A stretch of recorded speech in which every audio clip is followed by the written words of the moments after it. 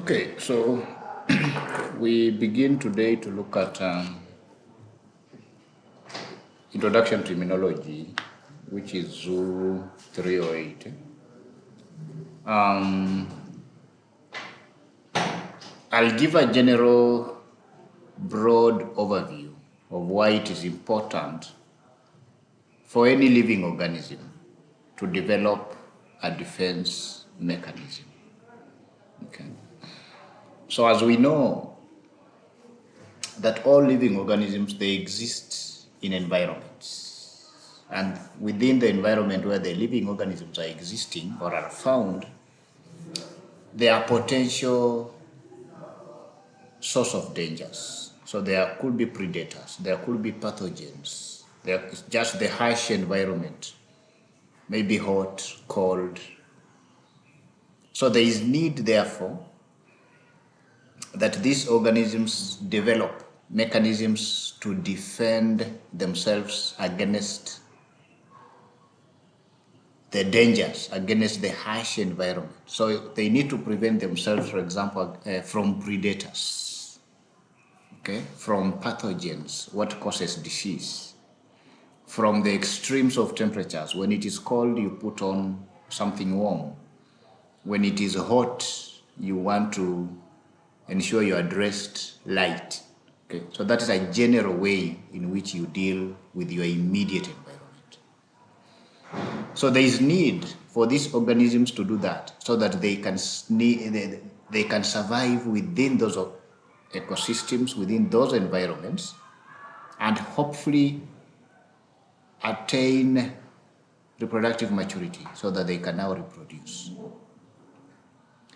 So in a bid to ensure that they survive and eventually reproduce, these organisms, as a response to evolution, they've come up with various defense mechanisms that can help them to either detect, okay, these threats, be they predators, be they pathogens, be they harsh environments. So there is need that they detect. Then there is need, after they've detected, they should avoid these dangers. Then if they've detected they can't avoid, they then need to neutralize. So that even when the danger is still present, but it does not have an effect on the living organism. Okay, so there have been ways in which organisms have now evolved defense mechanisms that help these organisms to defend themselves from these threats by detecting that the threat is present. Then once they've detected the presence of that particular threat, they can avoid that threat. So meaning they can move away from where the threat is. But in the event they can't avoid it, then they have to develop ways of now neutralizing. To neutralize is to ensure that yes, the threat is present, but the animal does not feel it. So the defense mechanisms that organisms have developed with time can be broadly categorized into either physical adaptations, chemical adaptations, or behavioral adaptations.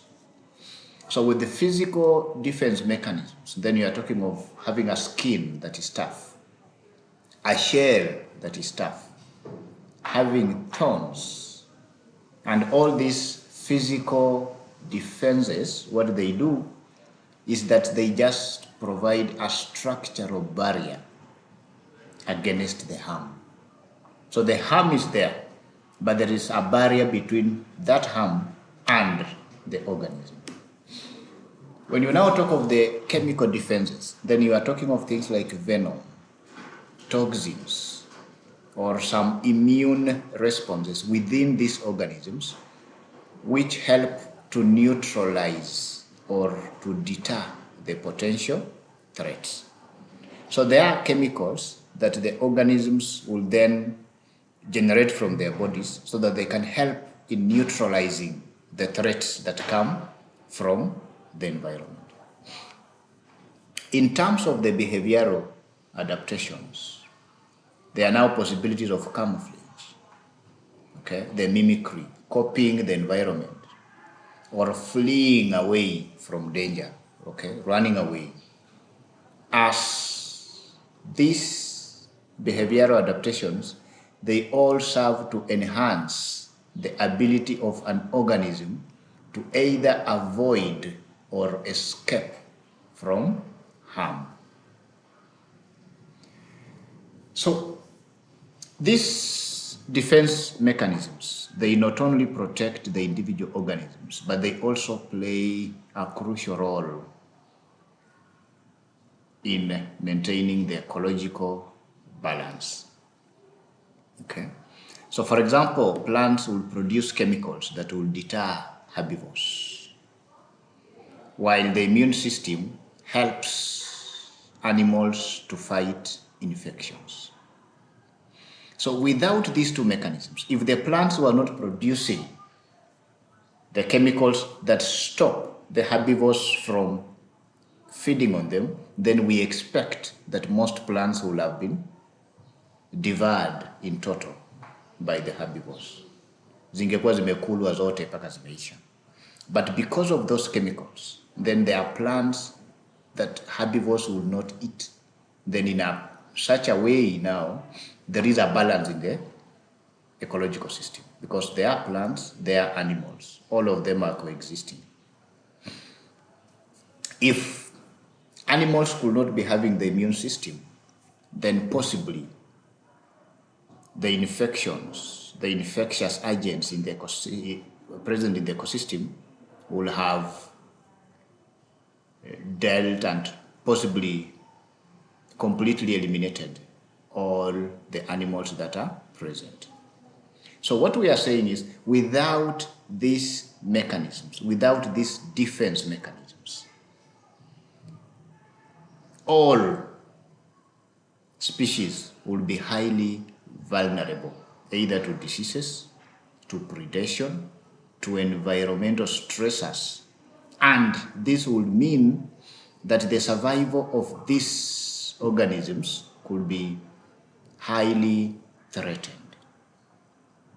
So the defense mechanisms help to ensure that there is a continuation of life. Okay? So the organisms that are present in an environment are not completely devoured, are not completely finished, be they by predators, by disease, by anything by any environmental stressor. So the organisms are still able to survive in the environment, even in the presence of the threats. Their ability to survive is what now enables us to sustain the biodiversity that is present within our ecosystems. Okay. So that is the importance of having the defense mechanisms within living organisms in any given ecosystem. Because without the defense mechanisms, we've seen that the environment in which these living organisms are found, the environment has dangers, okay? There are predators, there are diseases. So if there is nothing that can defend the organisms against those dangers, then the organisms are not likely to survive. So there has to be something to defend the organisms. And it is important because we need a continuation of life. So the defense mechanism does that, ensures that the organisms survive in the environment, even in the presence of those dangers. So we need to now solve even a bigger problem. Okay, so what is it that we are combating exactly? Okay, what are we trying to combat? Because yes, there are dangers in the environment, but exactly where is this danger coming from? So to maintain the integrity of any given organism, it is essential to distinguish between the biological structures that have to be fought.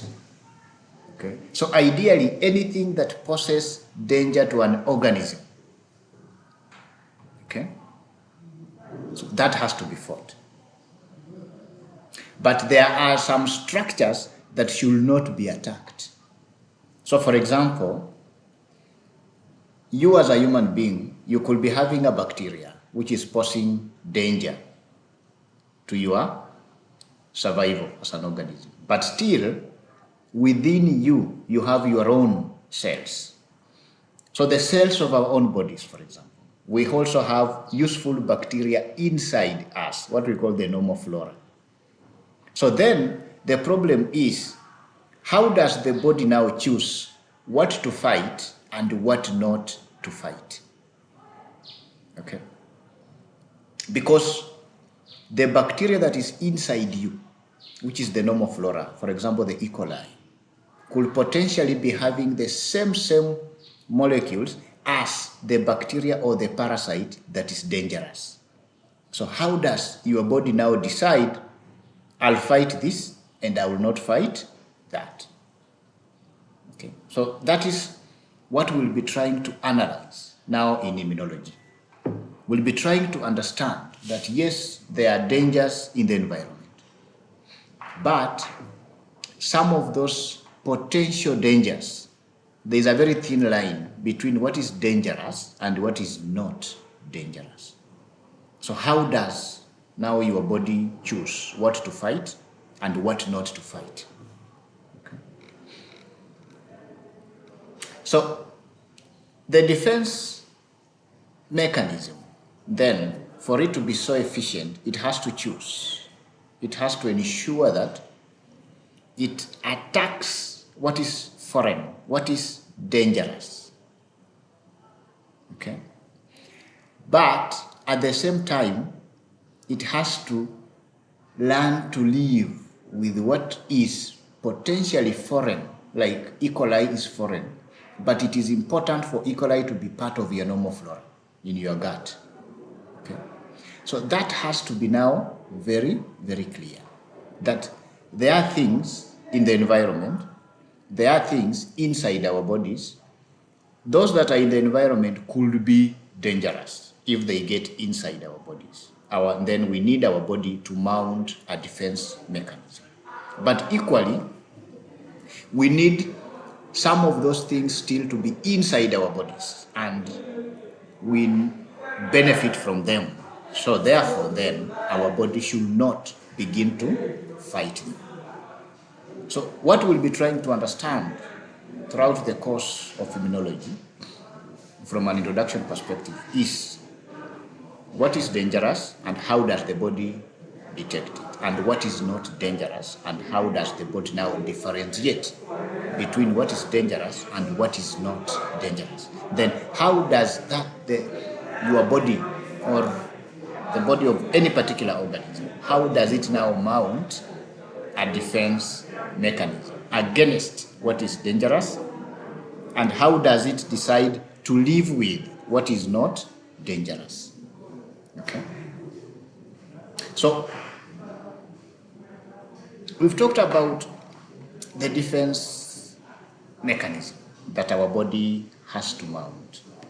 And now that brings me to the main introduction to this course, the introduction to immunology. So as a definition, immunology is a branch of biology which studies the body's defense system against harmful invaders. Okay? So how does the body defend itself whenever there are invasion from harmful substances? So there is a bacteria, there is a virus, there is a fungus that has invaded your body. There is a parasite, for example, the malaria, the plasmodium, which has invaded your body. So how does your body mount a defense system against it, a defense mechanism against that harmful component. So immunology studies that. Okay. So the defense system that immunology studies, the defense system that mounts the defense against the invasion of these harmful organisms, is called the immune system. And what the immune system does is it protects living organisms from infections and diseases. Okay, so that is what the defense system, which is called the immune system, that is what it does. So it means even in the presence of all these potential infections and diseases, we still can survive if we have a properly functioning immune system. So therefore, understanding immunology helps us to learn how our bodies fight illnesses and how advancements, for example, like vaccines, can also try and help us to enhance our immunity.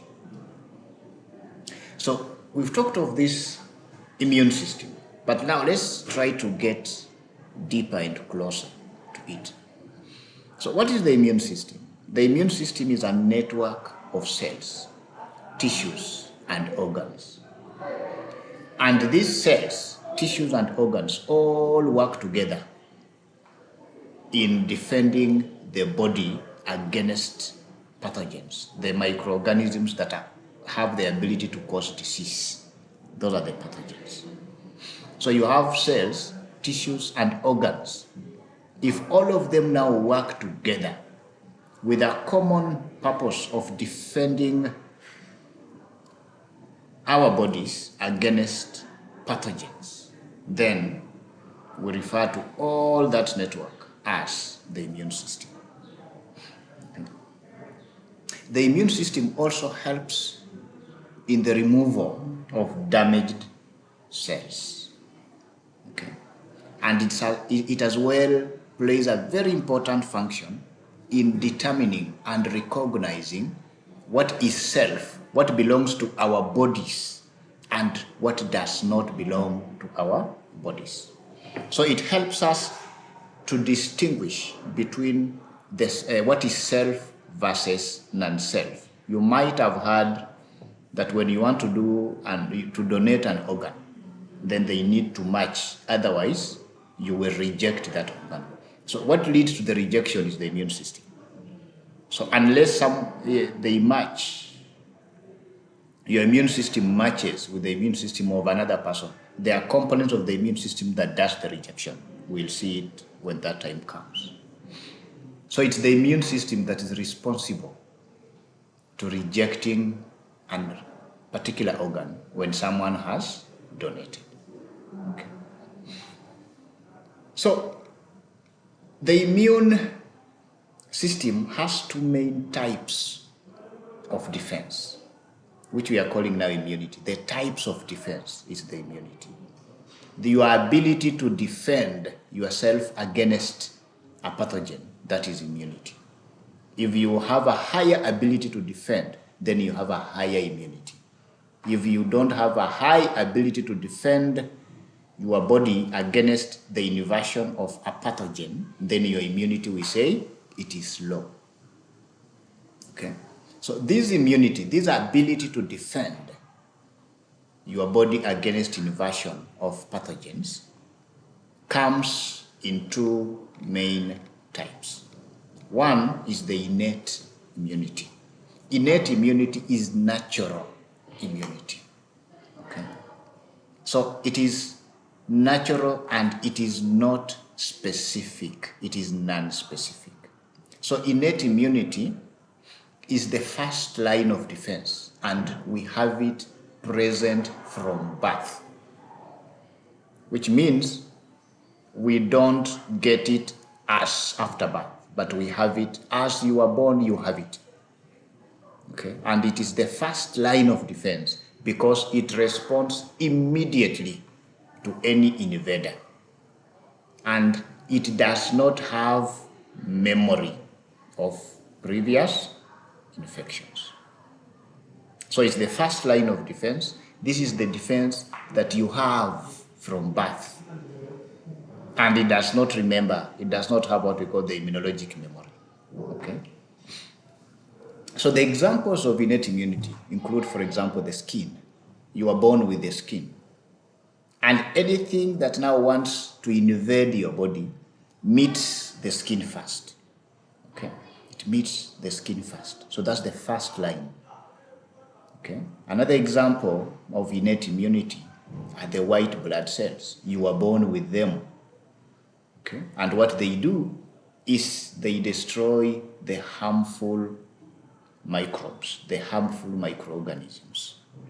So the examples we have for innate immunity, one is the skin, which acts as a physical barrier. So it's a barrier between your body and anything that wants to invade, that wants to gain entry. We are saying natural or innate immunity is natural.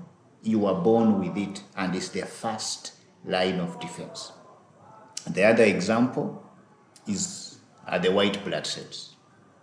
What the white blood cells do is that they destroy whatever it is that will have invaded. So if it passes the skin, then it meets the white blood cells inside your body. The second type of immunity is the adaptive immunity, also called acquired or specific immunity. For the innate one is natural and it is non-specific. So your skin does not choose what to protect and what not to protect. That's why it is not specific. We are saying it is non-specific. But the adaptive immunity, also called the acquired immunity or the specific immunity, is the type of immunity that develops over time. So which means upon birth, before you have any infection, you will not have acquired any adaptive immunity. But as you begin to be exposed to various infective agents, anytime you are infected and you heal, you recover from that infection, then you develop some level of adaptive immunity against that particular pathogen. So that is why adaptive immunity is specific, because it has a memory. It targets a specific pathogen. So for example, if you are infected with malaria, then you heal, you are cured, unatibiwa malaria inapona. Next time you have a similar infection, the adaptive immunity, the immunity you've developed after your earlier exposure, will be called upon and it will be targeting malaria. So if you are sick from malaria, then the second time now you become sick from diarrhea. The adaptive immunity for malaria cannot target the diarrhea infection because the adaptive immunity is specific. It targets specific pathogens. So the adaptive immunity has a memory, meaning the body can recognize and respond more quickly if the same pathogen attacks again. Okay. So adaptive immunity is specific. It targets. So if you are infected by the same pathogen, which you are infected with earlier, then adaptive immunity is called upon and it will attack that pathogen more quickly because it memorizes what it used to deal with it in the earlier infection. The examples of cells that are involved in the adaptive immunity, they are more specialized. So there are types of white blood cells, like the B cells. Okay, so what the B cells do is they will produce antibodies. Okay, then we have the T cells, which will help in killing the infected cells. Okay, so the T cells help in killing the infected cells and also in regulation of the immune response. So we've seen two types of immunity. The innate immunity, which you are born with. It is not specific. Okay? Then the adaptive immunity, which you are not born with, but you acquire with time. It develops with time. And it is specific. So it means you can have adaptive immunity against a particular disease-causing organism, against a particular pathogen. And the adaptive immunity will only be called upon if the same pathogen has now reinfected you. Okay? But then how does the immune system actually work? Okay? How does the immune system work? So when a pathogen enters the body, the immune system follows these steps. The first step is recognition. The immune system has to detect the foreign invader. So once it detects, it has to detect. At that particular point is now the recognition. Is it foreign or is it self? The self from non-self. Foreign from something that is dangerous from something that is helpful. So at that particular point, it has to detect this foreign invader. Malaria parasite is invading. You've been bitten by a mosquito. The first thing your immune system has to detect this Plasmodium parasite as a foreign invader. Okay. Then the second thing, after it has recognized, it has now to respond. So how does it respond? It now mobilizes cells that will come and attack that pathogen. The first thing is to attack the pathogen and try to prevent it from spreading. So inajaribu kuikusanya pali pamoja. Okay? So that's the second thing it does. Okay? It mobilizes cells that will come and attack this foreign invader, which is a pathogen in this case. And upon being attacked, they try to prevent that pathogen from spreading. After the mobilization of these cells to attack the pathogen, the third step that the immune system will try to do will be to eliminate, to destroy that pathogen. Okay? So elimination is to remove the pathogen, to destroy the pathogen. And after the pathogen is successfully destroyed, then the body should do what? Should recover. Okay? Then, in the case of adaptive immunity, there is the formation of memory. So the immune system then needs to remember that invader so that any future infection, the response will be faster and stronger.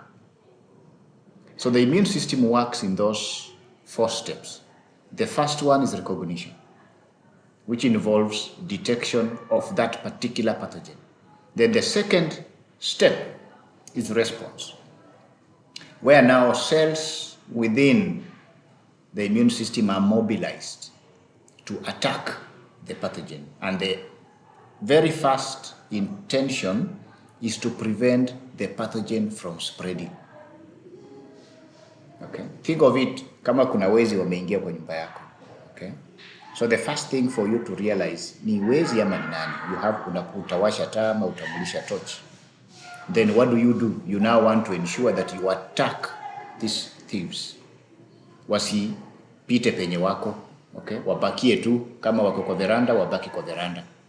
Then if you are lucky to ensure that hawaingii kwa nyumba, then now you want to eliminate them. Watoe, watoke kwa veranda, waende nje, alafu watoke hata kwa compound. Okay, that's now the elimination stage. Then the last thing, you want a way in which you can memorize. So people put alarms, kwa mfano. Watu wanaeka CCTV. So that ukiona unasema, huyo sijui anakaa mwizi. Then ukiona ni mwizi, now you respond in a faster way. You call the police, you call a friend, ama unaweka nduru, kitu kama hiyo. Okay, so those are the 4 steps through which the immune system works. So the key components of the immune system, we talked about the white blood cells. We mentioned them as being part of a type of the immune system, which is the natural immune system. So the white blood cells, also called the leukocytes, these are cells that help to fight infections. Okay. So the examples we have are the macrophages. What the macrophages do is they swallow, they engulf the pathogen. Okay. Then we have the lymphocytes, which are the B cells and the T cells. Then the second key component is the antibody. These are proteins that are produced by B cells. And what the antibodies do is that they help to neutralize the harmful microbes. Okay? The antibodies are proteins. They are protein in nature, and they are products of B cells, whose function is that they neutralize the microbes that are potentially harmful. Then you have the lymphatic system, which is a network of vessels and organs that help to transport immune cells. Okay? At times, you have your lymph nodes hapa kwa under your arm, then in your just below your pelvis. Ukiwa unatembea alafu labda ujigonge, okay, ama kitu ikutendeke, then you always have some painful swelling either under your arm or just as your thigh bone joins the pelvis. Okay, so that is part of the lymphatic system. That's the lymph node. Okay, so it's a network of vessels and organs, like the lymph nodes, like the spleen. And what these vessels do is that they help in the transportation of the immune cells. So the importance of studying immunology, because immunology is about health. We look at some point and get an understanding on how, for example, vaccines help in making our bodies able to recognize and fight infections. We'll have a mention of some autoimmune diseases. An autoimmune disease is when the immune system attacks the body or the cells. For example, you as an individual, if your own immune system begins to attack your own cells, that is an autoimmune disease. It's a disease because your immune system is not able to recognize your own cells as self. Remember, I told you that the immune system needs to differentiate between the cells that belong to you and anything that does not belong to you. So, for example, if you're in a team, if you are playing football, you need to know who is your teammate and who is not your teammate, so that you don't mark your teammate and you don't pass the ball to an opponent. So if the immune system begins now to attack its own, the cells of the body, as if they are not self, then it means you are marking your teammate. So that is an abnormality, and that is a disease. Most of you will know maybe you are allergic to something. Okay, kuna watu kukikuwa na baridi, they begin to sneeze. Kuna wengine hawezi kula chakula fulani. So through immunology, you get to understand how these allergies happen. Okay, how these allergies happen. Okay, and the occurrence of allergies is just the immune system which is overreacting into some substances. Okay, like pollen, like some foods.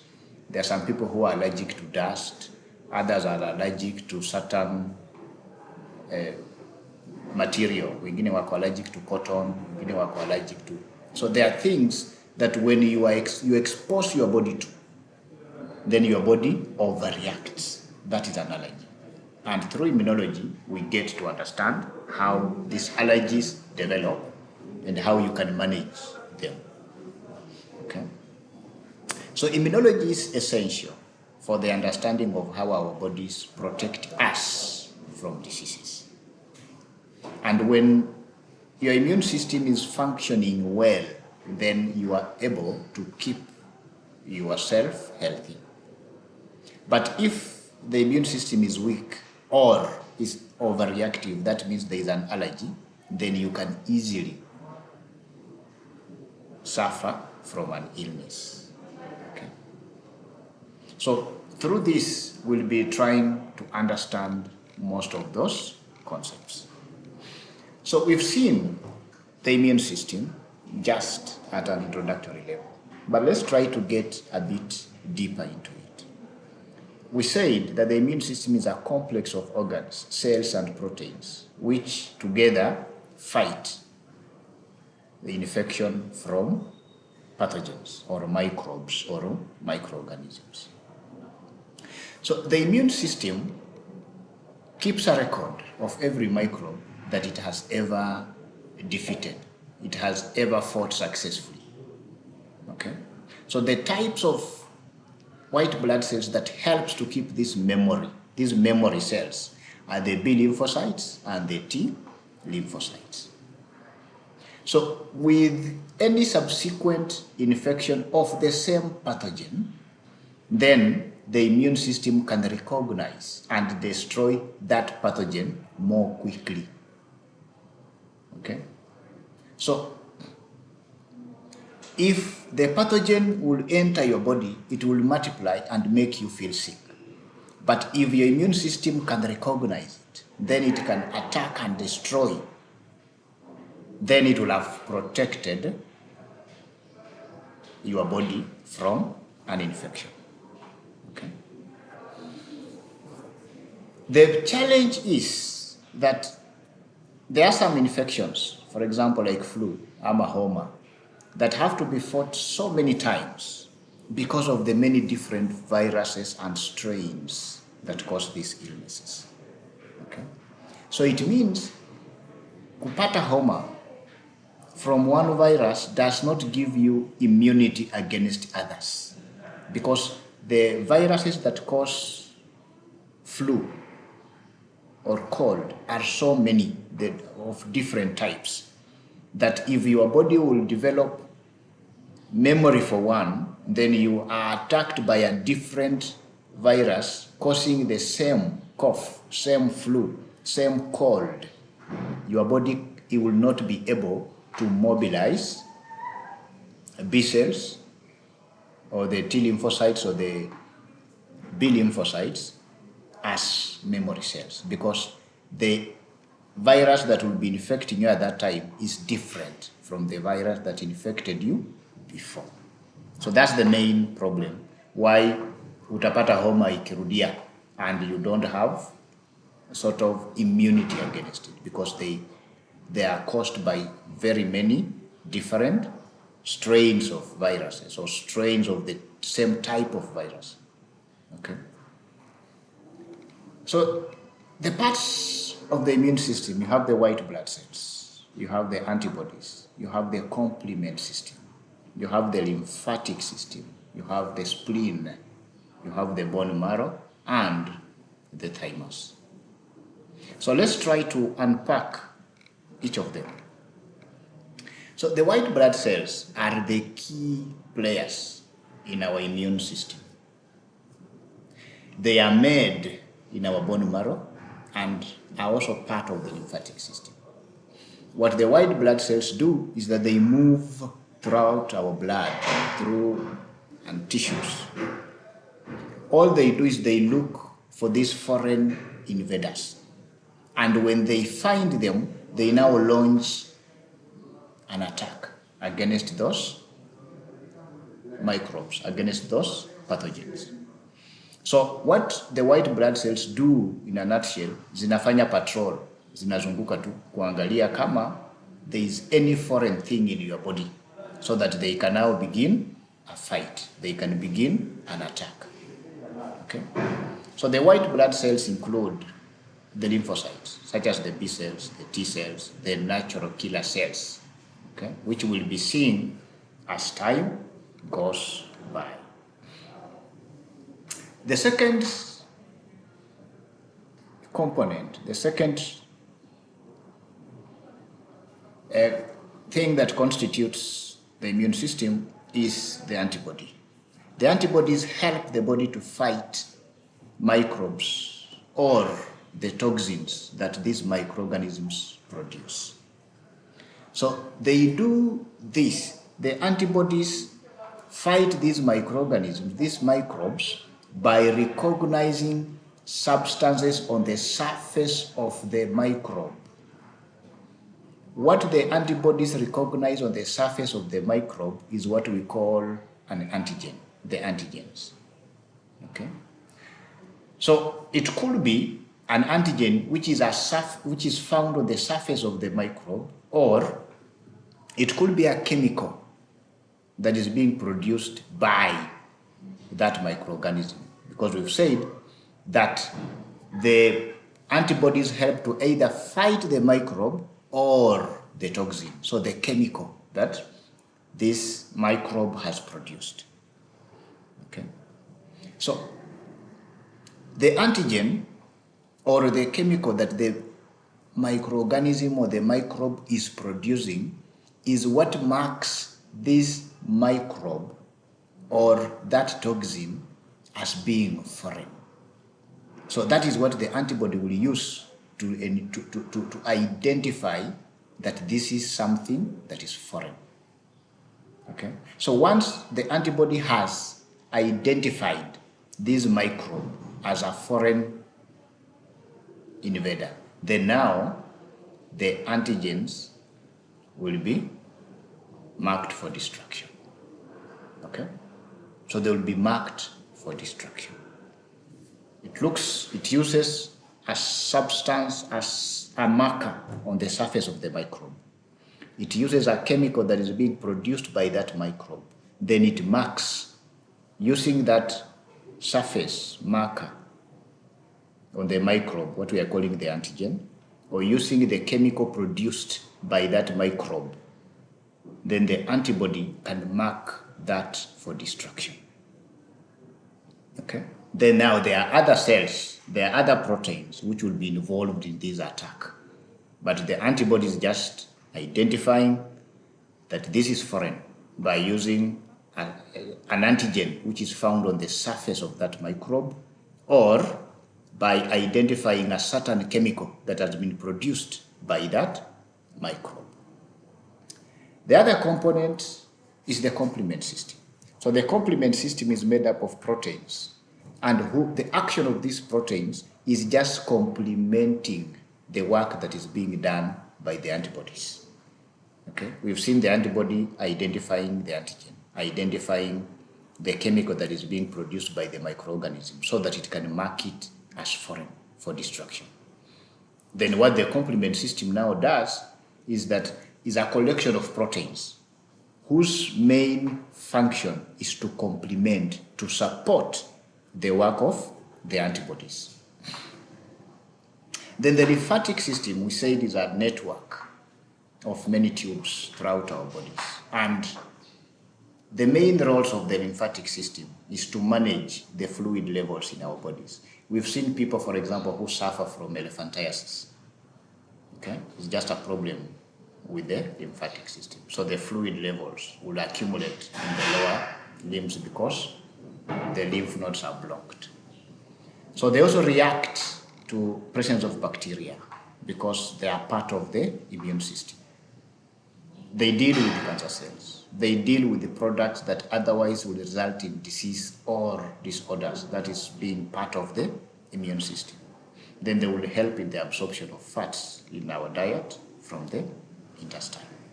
So the lymphatic system is made up of lymph nodes. Lymph nodes are glands which help in trapping microorganisms, the microbes, the disease-causing microorganisms.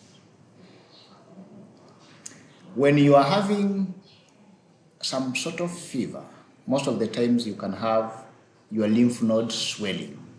Okay, we'll see later on why that happens. Then now the lymph vessels. These are tubes that help to carry the lymph.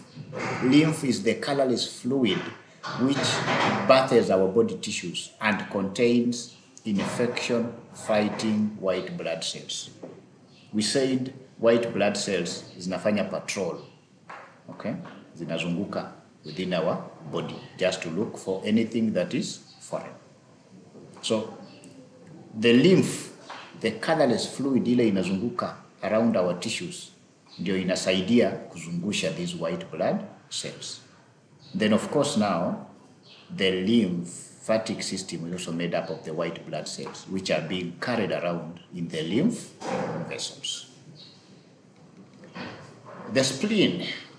The spleen is a blood filtering organ. When it does the filtering, it helps to remove microbes, the pathogens. It also destroys red blood cells that are either old or damaged. Okay? And it helps in the making of disease-fighting components of the immune system. So the spleen helps in making antibodies. The spleen helps in making lymphocytes. Okay. Then now the bone marrow. This is a spongy tissue that is found inside our bones. It helps in the production of red blood cells. Red blood cells helps our body in the transportation of what? Oxygen. It also produces white blood cells, which we use as our soldiers in the fight against infection. Okay? Then in the production of platelets, which help in clotting. We have now the thymus. The thymus does the filtering and monitors the contents of our blood. It also produces white blood cells that we are calling the T lymphocytes. So the T lymphocytes are produced by the thymus. Okay? So the body has other defenses against microorganisms. And as we say, there are things like the skin, which is the first level of defense. Okay? And it's waterproof barrier. It keeps secreting oil, which has properties that help in killing some bacteria. Within our lungs, we have mucus, which helps to trap foreign particles. Okay? Then it will keep, the cilia will help to move it up so that you can now cough it out. Okay? Because if it enters the lungs, then it will bring a challenge in your ability to breathe. The digestive tract also has mucus lining, which contains antibodies. The acid in the stomach helps in killing most microorganisms. Okay. Then now we have other defenses, other body fluids like saliva, like tears. They contain antibacterial enzymes, which helps in the reduction of the infection risk within our bodies. Then we have the constant flushing of the urinary tract, of our bowel. All that helps in the removal of potential infectious agents. Okay. So there are common disorders of the immune system. We talked of the allergic diseases, where the immune system makes an overly strong response. Whatever causes an allergy is an allergen. Okay? So if you respond, if your body overreacts to cold, then cold is your allergen. If your body overreacts to pollen, then pollen becomes your allergen.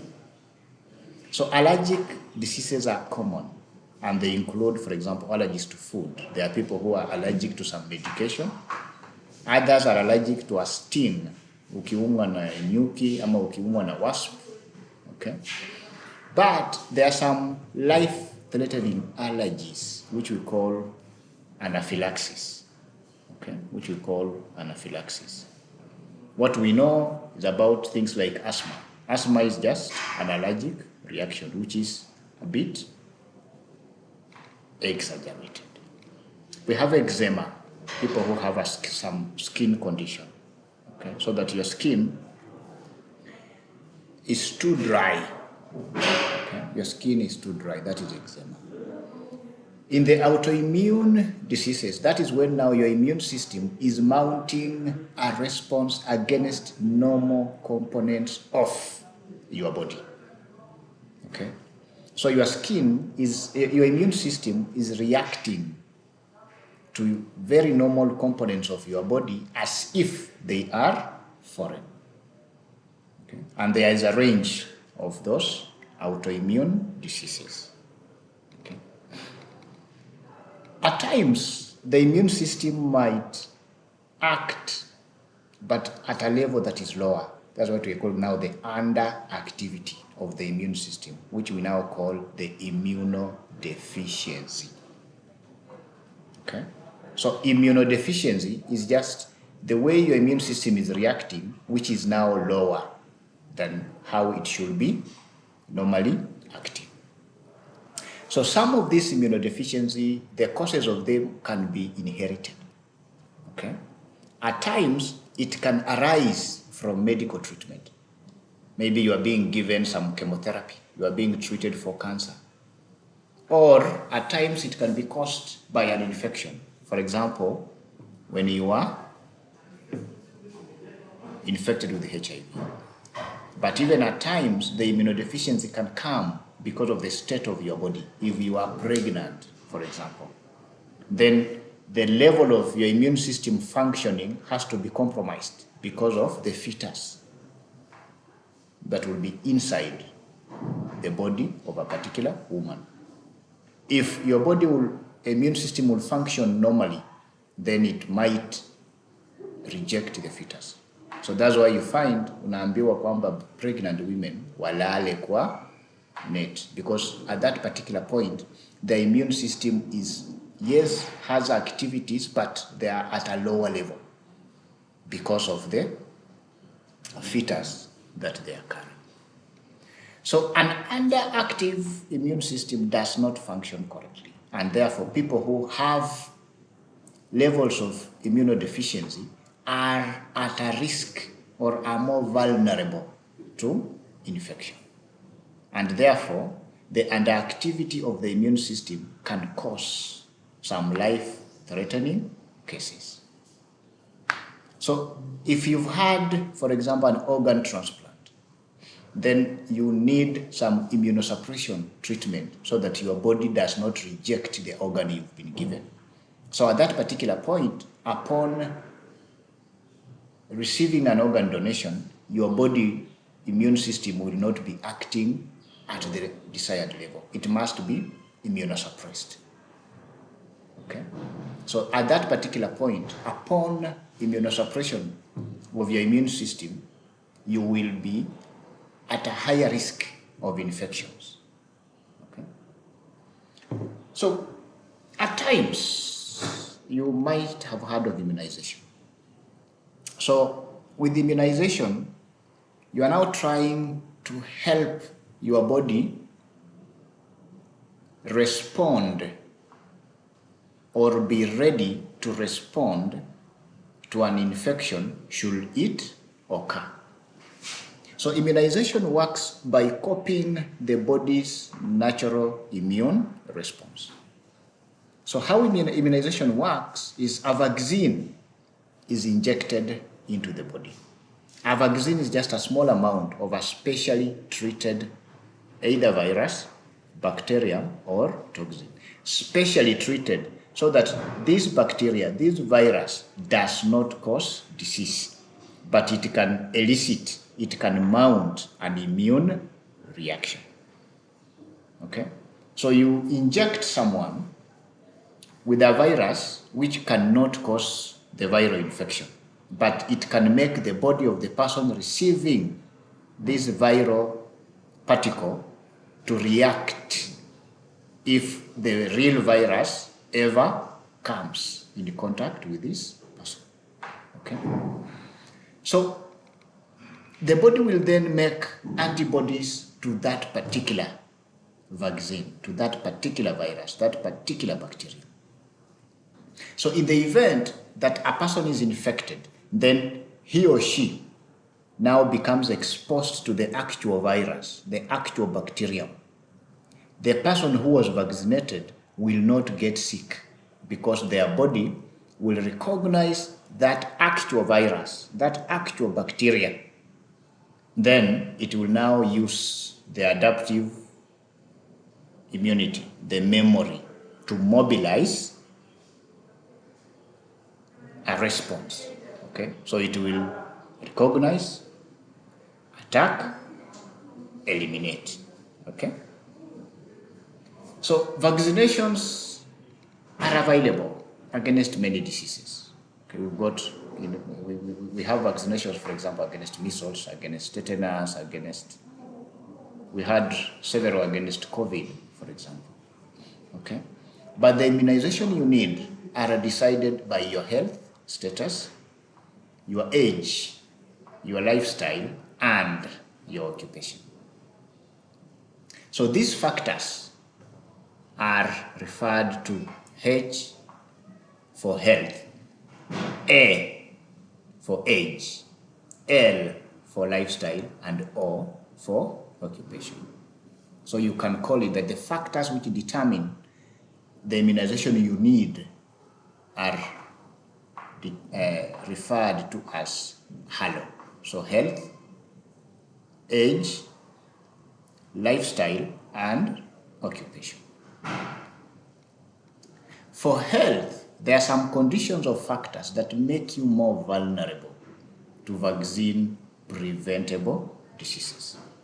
For example, when you have HIV, okay, when you have HIV, then it means you need to be vaccinated against opportunistic infections. With age, when you are young, you need to be vaccinated against measles, against TB, against all these other health challenges, because you have never been exposed to them and you don't want to be exposed to them. Okay. Lifestyle. There are people who travel overseas. There are people who are exposed to some viruses, some disease-causing microorganisms by virtue of their lifestyle. Not occupation, but lifestyle. So such people then have to be vaccinated, have to be immunized against the potential disease-causing microorganisms that they are likely to be exposed to on the basis of their lifestyle. In occupation, depending on what you do for life, the job you do will expose you to some particular diseases. So if those diseases can be prevented by vaccines, then your nature of occupation will determine which immunization you need. Okay? So that even if you are exposed to them in line of your occupation, you cannot suffer from the disease. Okay? So we've seen the factors that determine the immunizations that you need, okay? The vaccination that you need. We've seen there are 4, and we've had a discussion about them. So I'll stop there for now. I'll share this, go through, read the notes, then next we'll now begin on another topic. We'll look at the concept of antibiotics in line with immunology. Then we'll proceed from there. So thank you very much, and let's keep in touch. Asante.